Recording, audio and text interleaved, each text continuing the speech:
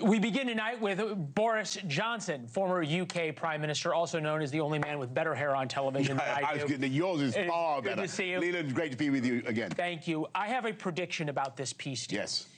Is that it is going to lay bare the complete sham that all these protests were about starving Gazan kids, because we are going to continue having protests about killing Jews, even though now the UN says there's more than enough food in Gaza and we have a ceasefire.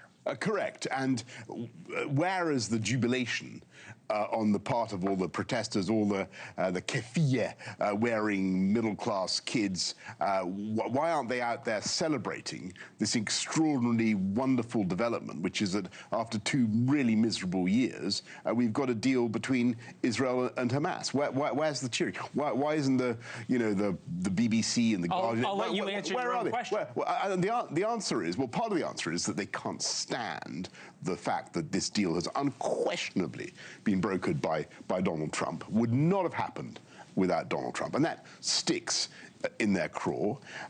But also because they've just got used to, they've got an addiction to the bashing of Israel.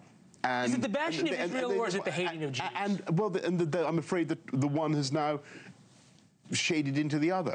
And look, we've got to hope now that because of what President Trump has done, and because of this deal, that slowly the poison starts to go away, and people stop feeling like this and stop expressing themselves. Forgive me, I am not optimistic at all. Well, I'm in my congenital disposition to try to be as optimistic as possible. And I think today, in the face of what has been done, we've got to try to see the upside here. There were 2 years of utter misery. The hostages are now going to come home, the remaining, and the bodies of the deceased. And Hamas. Hamas has had to agree some pretty tough stuff, or will do. But and that's not a bad thing. Yeah, no, it's a wonderful thing, and I think the deal is a good thing. But we're watching video from London that was taken after 2 Jews were killed in a stabbing at a terrorist attack, right? Yeah. At a synagogue on Yom Kippur. Yeah. Okay. There were groups marching through the streets of London chanting about the return of Muhammad's army that killed Jews back in the 700s. This is video, obviously, from the synagogue. That's in Manchester. The Manchester synagogue attack. What is, and we'll just listen now to the chant so you understand what's happening in London.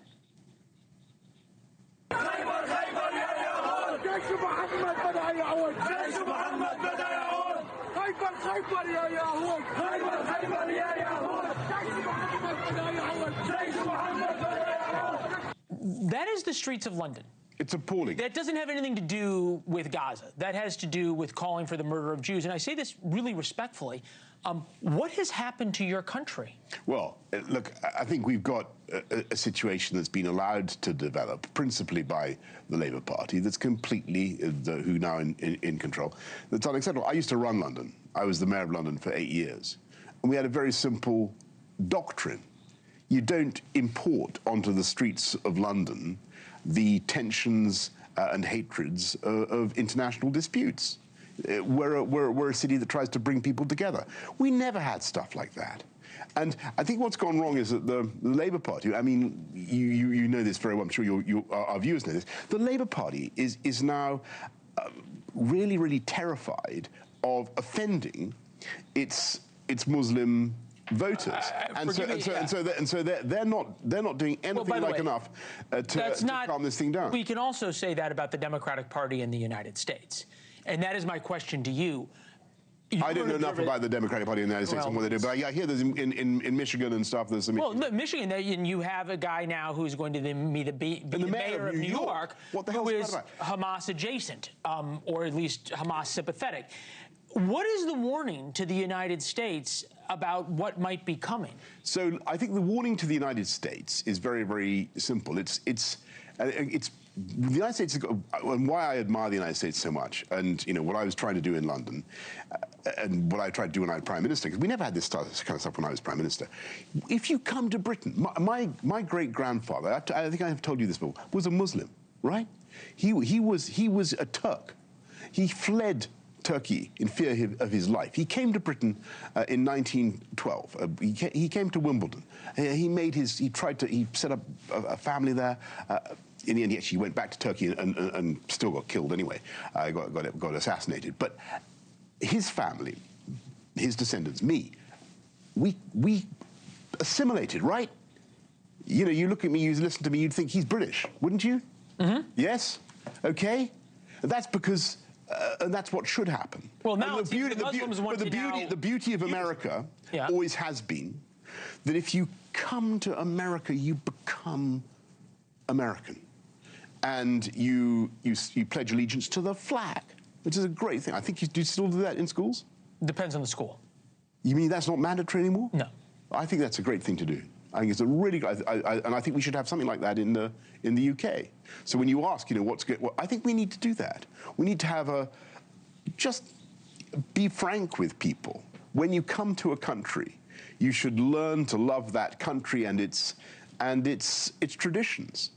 And, you know, I think the anti-Semitism, violent anti-Semitism, is something that is absolutely despicable and is no part of the tradition of the UK. Forgive me, we should be calling it out. Calling out, though, isn't enough. And I say this respectfully to you because I think that, at least from my experience, the UK has changed, and the fabric of it has changed because the population has changed so much. This is a UK student being asked about Israel. Take a listen. I think freedom will be achieved when the Israelis go back to where they were born, which is probably America, Poland, So whatever. you mean leaving the state of Israel? Is that what you mean? You don't believe in the state of Israel? No, I don't. You don't understand why Jewish students might feel uncomfortable about that on campus today? No. I mean, I understand why they might feel like that, but I don't think that their feelings are valid. If you don't throw out the hundreds of thousands, if not millions, of Muslim immigrants who have no desire to assimilate to the United Kingdom as your grandfather... You're talking to the descendant of Muslim... Right, but I'm saying you wanted to assimilate. You wanted to assimilate. What I'm saying to you, Leland, is that that girl is in total ignorance about Israel. It's a tragedy, a disgrace, what she's saying. Anybody who knows anything about history knows the connection between the Jewish people and that land. It's absolutely irrefutable, archaeologically, historically. That's it. It's you know, and I'm a passionate defender and supporter of the state of Israel. And what worries me is that this kind of nonsense is being indulged by the Labour Party. So the current mayor of London, Sadiq Khan, who actually I think took over from me, but he's got worse and worse.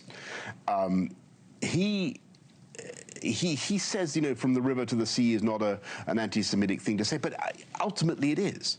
Because what you're saying is that the Jewish people is not entitled to a homeland, when it's patently the only place that they can have a homeland. And so, you know, what is needed, I think, in UK politics is, and particularly in the Labour Party, because it's really a Labour Party problem. Let me just bring that back to the United States.